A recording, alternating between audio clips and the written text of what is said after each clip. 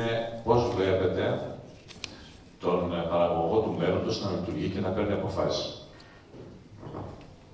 Χαίρομαι πολύ για αυτή την ερώτηση. Πριν σας μίλησα για την δυσκολία και τη συνθετότητα των αποφάσεων που πρέπει να λάβει ο παραγωγός, ας μιλήσουμε λιγάκι για κάποιες προϋποθέσεις που θα πρέπει να τεθούν. Πρώτα απ' όλα, θα πρέπει προκειμένου να λαμβάνονται αποφάσεις, θα πρέπει κατά το δυνατόν να επιτευχθεί μια σταθερότητα. Και δεν αναφέρομαι μόνο σε κρατικό επίπεδο, αλλά και σε επίπεδο Ευρωπαϊκής Ένωσης. Ας αποφασίσουμε πού πορευόμαστε οριστικά, χωρίς προς-πίσω, ας μας πούνε πού θέλουμε να πάμε και πώς, και εμείς είμαστε εδώ για να το κάνουμε. Μετά θα πρέπει να μιλήσουμε για μια αλλαγή κουλτούρας. Θα πρέπει λοιπόν να δούμε ξανά από την αρχή το πώς βλέπει η κοινωνία τον παραγωγό, αλλά και ο παραγωγός πώς τοποθετεί τον ίδιο του τον εαυτό μέσα στην κοινωνία. Είμαστε μαζί, δεν είμαστε απέναντι και έχει σημασία αυτό που λέω. Από εκεί και πέρα πάμε σε πράγματα που ίσως είναι πιο εφαρμόσιμα, πιο άμεσα εφαρμόσιμα για να είναι πιο σωστή. Θα πρέπει και ο ίδιος ο παραγωγός να καταλάβει ότι οι αποφάσεις που παίρνει δεν μπορούν να βασίζονται στη τυχαιότητα, στο ένστικτο και στην εφήμερη αντιμετώπιση.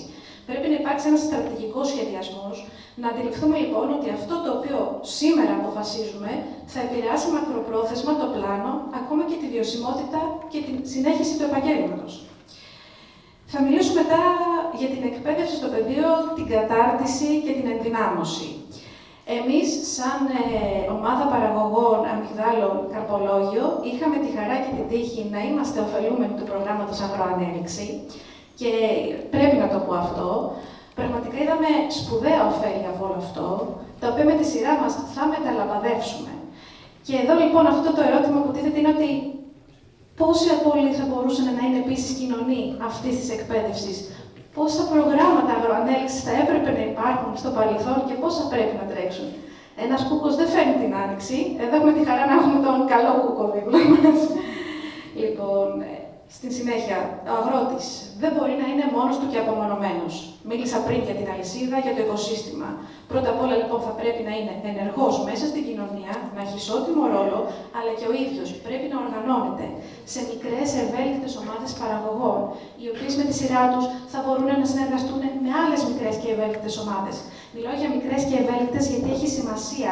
Έχουμε δει τα κακό κείμενα του συνεταιρισμού, τα οποία μαύρωσαν όλο το τομέα.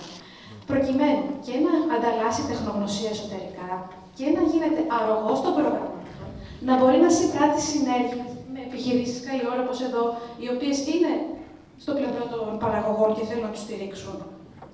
Σαφώς έχουμε τη χρήση των τεχνολογιών. Θα πρέπει ο αγρότης να γίνει κοινωνός. Η τεχνολογία και τα επιτεύγματά της είναι καλοδεχούμενα, αλλά δεν πρέπει να παρακάμπτουμε τον ανθρώπινο παράγοντα. Αισθάνομαι ότι πρέπει να γίνει αρκετή δουλίτσα για να πάμε εκεί. Δεν αρκεί μόνο ένας μετεωρολογικός σταθμός, όσο σπουδαίος κι αν είναι. Όταν εμένα με χτυπάει ο Ντάνιελ, τι θα κάνω, θα πάρω το χωράφι μου στην πλάτη και θα φύγω. Λοιπόν, πρόσβαση στην πληροφορία, διάχυση της πληροφορίας, εκδημοκρατισμός της γνώσης. Έχουμε αμύγδαλα. Αποφασίσαμε εμείς να βάλουμε αμύγδαλα. Υπάρχουν δεδομένα για το πόσα αμύγδαλα πραγματικά καλλιεργούνται στην Ελλάδα. Υπάρχουν, θα μου πείτε δηλώσεις ώστε. Ξέρουμε τι παράγεται τελικά στο τέλος. Ξέρουμε τι εισάγουμε, ξέρουμε τι εξάγουμε. Πώς θα αποφασίσει ο παραγωγός αν το προϊόν του έχει μέλλον προτού επενδύσει μακροπρόθεσμα σε μια δεντροκομική καλλιέργεια. Και τέλος, μιας και είμαστε όλοι εδώ σήμερα, συμμετοχή ενεργή των αγροτών στα προγράμματα που τρέχετε εσείς στα πανεπιστήμια. Παράγετε τη γνώση. Τρέχετε accelerators, τρέχετε επιταχυντές, τρέχετε ερευνητικά προγράμματα. Βάλτε τους παραγωγούς, και το λέω αυτό στα νέα τα παιδιά, πριν από λίγο καιρό ήμουν και εγώ στη θέση σας. Λοιπόν, βάλτε τους παραγωγούς μέσα στο παιχνίδι. Κάντε τους συνεργάτες σας. Πάρτε και δώστε πληροφορία και πιστέψτε με, μόνο έτσι θα δούμε αποτέλεσμα. Να κλείσω πολύ σύντομα, επειδή μιλήσαμε λοιπόν για το μέλλον. Εγώ λοιπόν φαντάζομαι τον αγρότη του μέλλοντος, στα πλαίσια του Rethinking Agriculture, πρώτα απ' όλα να έχει λάβει την απόφαση συνειδητά να ασχολείται με το γεωργικό επάγγελμα, και όχι γιατί αυτό έτυχε από τους γονείς του ή γιατί δεν είχε άλλη επιλογή.